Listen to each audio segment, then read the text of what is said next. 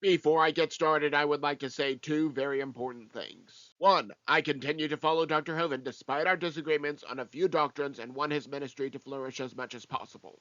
And just to prove it, here is my statement to faith. Two, instead of preaching the word, he chooses to attack fellow soldiers, and so I requested a debate on this where I could defend the Catholic Church, but he refused. Now, let us begin. Church like that.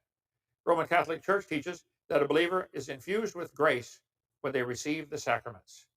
So when you get baptized, and then when you eat that little wafer and drink that wine, that's how you get the grace of God.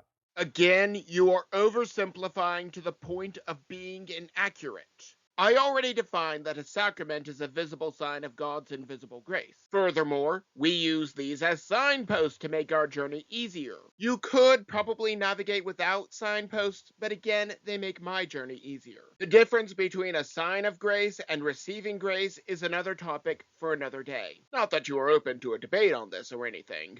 Really. Transubstantiation is a doctrine the Roman Catholic Church teaches that the bread and wine actually change into the body and blood of Christ. I'm sorry, I don't believe that.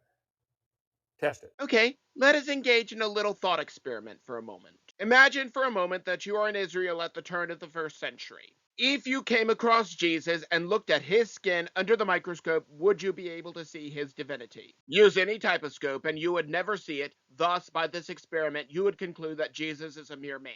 Of course, you and I both know that Jesus is no mere man. The host becomes the body of Christ, even if I cannot see it. The wine becomes the blood of Christ, even if that cannot be detected. That is something that I take on faith. After all, at the Last Supper, Jesus did not say that the bread represents his body, nor did he say that the wine represents his blood, but that it was his body and blood. Taking Jesus at his word is a lot easier than playing mental gymnastics.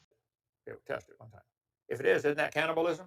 The Jews in John 6 thought the same thing, and Jesus just let them walk away. Jesus knew that they understood what he was trying to say. Again, at no point did Jesus say that it represents his body and blood, but that it was his body and blood. I trust what Jesus said over what I can test. You should adopt the same policy. Recall that Elisha's servant could not see the angelic army at first. Just like Elisha, I pray that God opens your eyes. I would love to debate Dr. Hovind on this. He has declined me directly and via two proxies. The challenge is still open. I am sure that even though we disagree on arguably just a few things, we can still be civil. And to paraphrase you, Dr. Hovind, if you keep studying, one day you can be a Roman Catholic as well. And as you also love to say, converts make the best preachers.